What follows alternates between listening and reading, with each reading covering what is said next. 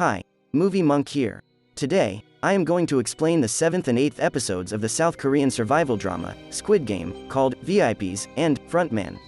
Spoilers ahead, watch out and take care. The last episode ended with Inam and Ali dying while playing against Gi-yoon and Sang-woo respectively.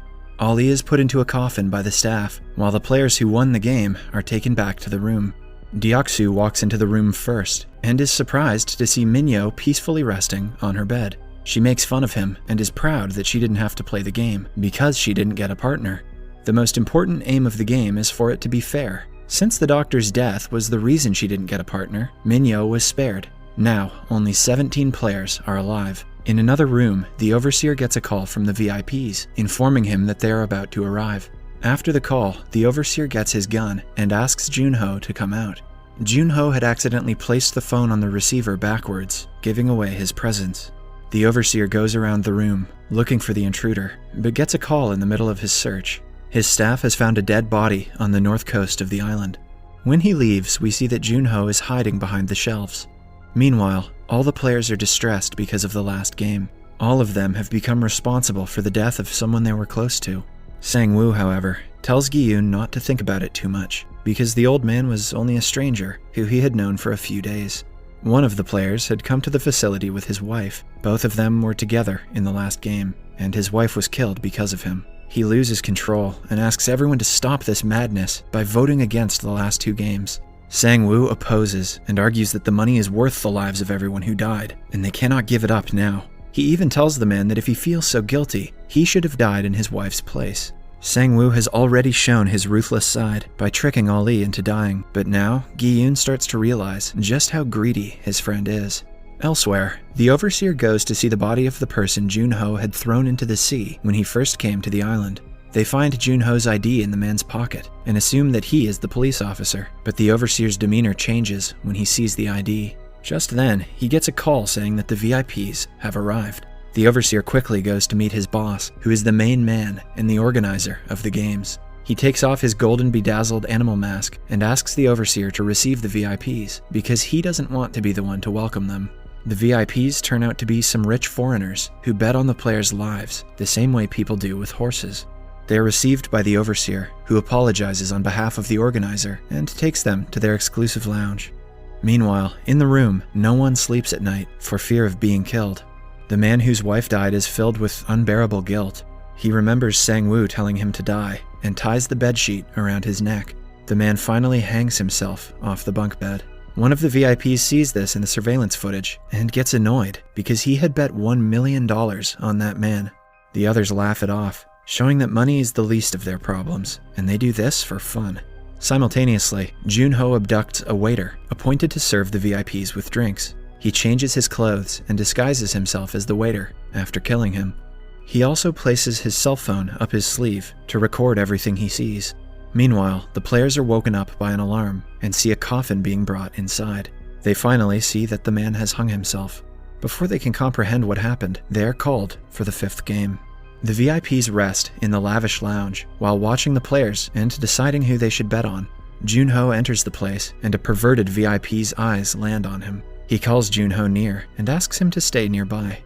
This time, the players are brought to the empty white room again, but this time it has 16 mannequins placed in front of them, each wearing a number. They are told to choose one randomly. Everyone tries going for the middle ones because being at the front or back is risky. Before Gi-yoon can choose one, only the first and last ones are left. Gi-yoon reasons that if he goes first, he might have more time left and a better chance at winning. He's about to take the first one when another player asks him if he can have it instead. Gi-yoon accepts and takes the very last one. They are then brought to the place where they will be playing the game. It has a bridge composed of many panels of glass, which they are supposed to cross. But some of the glass is tempered, so it will break when the player steps on it, making the person fall to their death. The man who took the first place has to go first, and therefore has a very low chance of winning. The person in first accepts his fate and moves forward, but falls to his doom with his second jump. Similarly, the second man jumps quickly over the first few glasses, but eventually falls. After some time, it is the priest's turn to move forward. He starts praying to God instead of moving, angering the people behind him. The person right behind him tries to push him off, but instead falls off the glass himself. The priest thanks God for saving him, only to be pushed by the person behind him. Sang-woo is nervous because they are taking a lot of time to cross, which might cause him, Sae-byok, and Gi-yoon to not get there in time. Eventually, the person before Deok-su falls off, leaving him in the front. Deok-su is too scared to move ahead himself, so he tells his minion behind him to go forward. The man, however, doesn't agree, saying that this is a matter of life and death. Meanwhile, the VIP who is attracted to Jun-ho now asks him to sit down beside him. He flirts with Jun-ho and asks him to take the mask off. Jun-ho knows if he takes it off, his secret will be revealed, but the VIP insists. With no way out, he asks the man to come to the other room, where they can have some privacy. The man totally ignores the game and goes to the other room with Jun-ho. He then takes off his robe and stands naked in front of Jun-ho, expecting sexual favors from him. Jun-ho, however, gets his gun out and threatens the man to take his mask off. He turns out to be a wealthy, middle-aged American man. Jun-ho starts recording a video, telling the man to reveal everything he knows about the game. Back in the game, Min-yo pushes Deok-su's minion off the glass and takes his place. She and Deok-su throw insults at each other before she agrees to go before him. She doesn't want him to waste her time because only 3 minutes are left. She asks him to move and steps on his glass, but instead of moving forward, takes a tight hold of him. Min-yo reminds Deok-su of when she threatened to kill him if he ever betrayed her. Deok-su tries to get her off of him, but he cannot make a lot of movement on the glass. At last, she deliberately falls off the bridge, taking Deok-su with her. Now, only 4 of the players are left. Gi-yoon at the end, then Sae-byok, Sang-woo, and at the front is an old man who claims to be a glassmaker with 30 years of experience.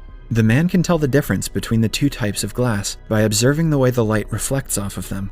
He easily passes the first few glasses, taking the group closer to victory. But the VIPs realize he can tell the glasses apart, and the overseer turns the lights off. He is now at the last glass but cannot tell which is tempered. When he takes too much time, Sang-woo takes the matter into his own hands and pushes the man to the glass in front of him. The glass breaks, and Sang-woo easily steps onto another one and wins the round. Sae-byok and Gi-yoon do the same and pass at the last second. A charge is detonated, and the remaining glass explodes, injuring the winners as well. Sang-woo and Gi-yoon get minor cuts, but Sae-byok is gravely injured. Meanwhile, the overseer asks a staff member to see what is going on with the VIP and the waiter, but they find both of them missing. The staff also find 1 oxygen tank missing, indicating that the intruder has escaped. The overseer gets on a boat himself to go on a search for him. Sang-woo, Sae-byok, and Gi-yoon are the only 3 left out of the 456 players who first arrived. They are taken back to the room where Gi-yoon belittles Sang-woo for killing the man when they could have all made it through. Sang-woo, in turn, tells him to be grateful that he was there to do the dirty work for him. He calls Gi-yoon an idiot who doesn't know how real life works. Sae-byok, on the other hand, stays on the bed, holding her sides. As the 2 fight, the staff come into the room and congratulate them for getting through the 5 rounds and finally making it to the 6th. They hand the players 1 box each and invite them somewhere special. Sae-byok goes to the washroom and takes her clothes off to reveal a shard of glass protruding from her abdomen. She painfully takes it out and bandages the wound with her shirt. The box given by the staff has fancy clothes inside, which the players are supposed to wear. The players are then brought to a triangular dining table and given a lavish feast. The guys devour it completely, but Sae-byok barely even touches the food because of her injury. After they are done, the staff take their utensils away, but leave them with a knife. Meanwhile, Jun-ho is on the run from the overseer and ends up on another side of the island. His phone finally gets reception, and he sends his superior the pictures he had taken in the facility. But before he can run away, the staff and the overseer catch up to him. Now, he lies in between the staff and a cliff and has no way out of the situation. The overseer asks him to drop his gun, but Jun-ho stays put. The overseer doesn't back off either. Instead, he moves towards the policeman, which makes Jun-ho shoot him in his shoulder. At that moment, the overseer finally takes his mask off. Looking at his face, Jun-ho freezes in shock.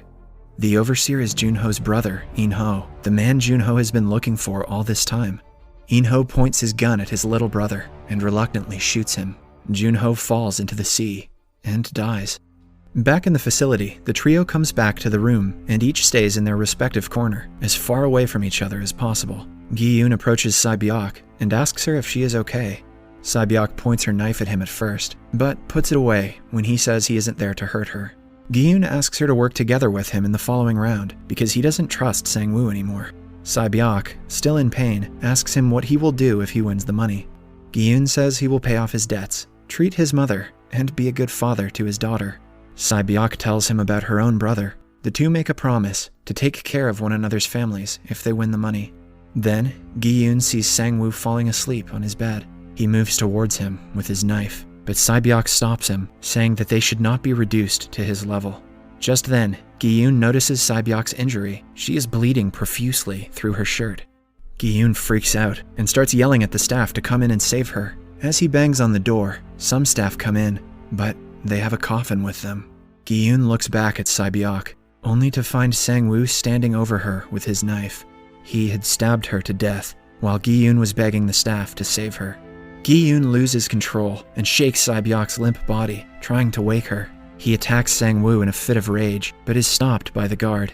Eventually, they take Sae-byok's body away and burn it in the furnace. The two final contestants of the game are Gi-yoon and Sang-woo.